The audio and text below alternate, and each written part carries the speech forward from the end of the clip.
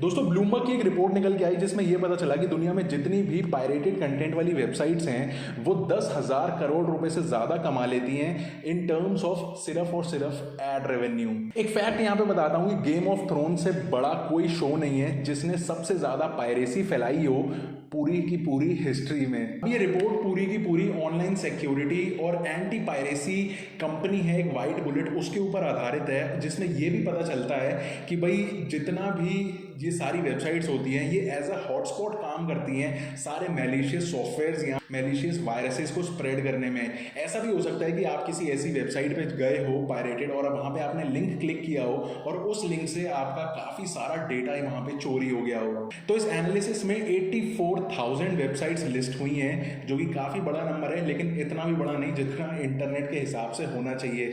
लेकिन mind it, इसमें torrents included ही नहीं है, तो आप लगा सकते हो अंदाज़ा कि कितना बड़ा यहाँ पे पायरेटेड कंटेंट की मार्केट चल रही है। अब मुझे ऐसा लगता है कि ये जो पैंडेमिक आया वहाँ से काफ़ी सारी चीज़ें एस्केलेट हुई, बहुत सारे लोगों को इंटरनेट की तरफ जाना पड़ा जो अदरवाइज मूवीज़ थिएटर्स या फिर शोज़ एंजॉय कर पा रहे थे, लेकिन अब इंटरनेट की तरफ जाना पड़ा और वहाँ पे सब्सक्रिप्शन की कॉस्ट ज़्यादा होने की वजह से। तो यहाँ पे ना वाइट बुलेट कंपनी ने हाईलाइट किया कि भाई कितना ज़्यादा पैसा कमाती हैं ये वेबसाइट्स। एक सर्वे किया उन्होंने 2020 के मई से जून 2021 तक, और यहाँ पे 6,000 वेबसाइट्स को उन्होंने मॉनिटर किया कि कितनी सारी एड्स का रेवेन्यू ये लोग कमा लेते हैं। एक फैक्ट यहाँ पे ये भी है कि जस्ट एक साल के अंदर पायरेसी ऑलमोस्ट डबल हो गई है इन टर्म्स ऑफ कंटेंट जो हम स्ट्रीम करना चाहते हैं फ्री ऑफ कॉस्ट।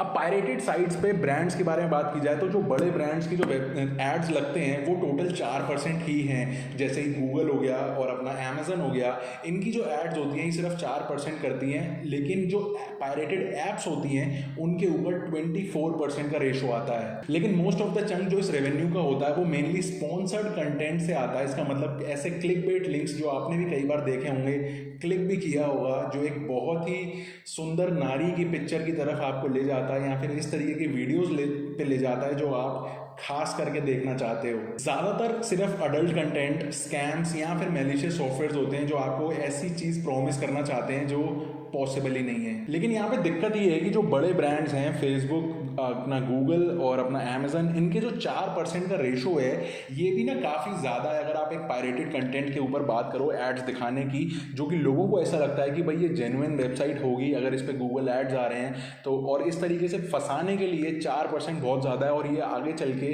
सिर्फ इंक्रीज ही होगा। लेकिन ऐसा नहीं है कि ये गूगल खुद जानबूझ के अपनी तरफ से एड्स लगाता है सिर्फ रेवेन्यू कमाने के लिए। ये काफ़ी हद तक ये लोग सारे कंट्रोल कर सकते हैं कि कौन सी साइट पे इनको एड्स लगाने हैं नहीं लगाने हैं। ये वो लोग ज़्यादा रिलेट कर पाएंगे जो अपनी वेबसाइट पे गूगल एड्स लगवाना चाहते हैं और ऐसे में एडसेंस के अप्रूवल नहीं मिलते हैं। तो यहाँ पे ये चीज़ें बड़ी कंपनीज जो हैं काफ़ी हद तक ट्राई कर सकती हैं। इसी तरीके का एक इनिशिएटिव था जिसका नाम था ट्रस्ट वर्दी अकाउंटेबिलिटी ग्रुप, जिन्होंने अमेजन को अलर्ट किया था कि भाई आपकी जो एड्स हैं इस तरीके की वेबसाइट्स पे कितनी ज़्यादा आ रही हैं। 2021 के स्टार्ट में इन्होंने अलर्ट किया और अब जाके बहुत सिग्निफिकेंटली वो ड्रॉप हो गया है। अब उन साइट्स पे और अमेजन की एड्स नहीं आ रही हैं।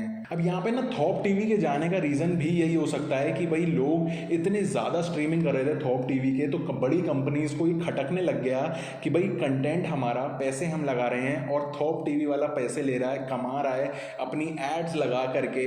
आई होप आप रिलेट कर पा रहे हो थॉप टीवी यूजर्स। बेसिकली जो रेवेन्यू कंटेंट वाली कंपनीज को मिलना चाहिए था वो थॉप टीवी का ओनर कमा रहा था, जबकि जो सारा कंटेंट है वो बड़े प्लेटफॉर्म्स के सीडीएन के थ्रू ही स्ट्रीम हो रहा था। अब वाइट बुलेट कंपनी के सीईओ और फाउंडर हैं पीटर सिस्को। उनका ये कहना है कि अगर इन कंपनीज के लिए उन्होंने कहा है जो गूगल और ये एडवर्टीजमेंट वाली कंपनीज होती हैं कि भाई अगर आप ऐसे टूल्स को यूज़ नहीं कर रहे हो जो रियल टाइम में ये डिटेक्ट कर पाएँ कि इस वेबसाइट पे पायरेसी वाला आइटम या पायरेटेड कंटेंट है या फिर नहीं, तो एक तरीके से ये कंपनीज भी फाइनेंशियल क्रिमिनल्स हैं, क्योंकि ये एड्स अपनी स्ट्रीम कर रहे हैं पायरेटेड कंटेंट के ऊपर और वो एड्स बेसिकली रेवेन्यू जनरेट कर रहा है।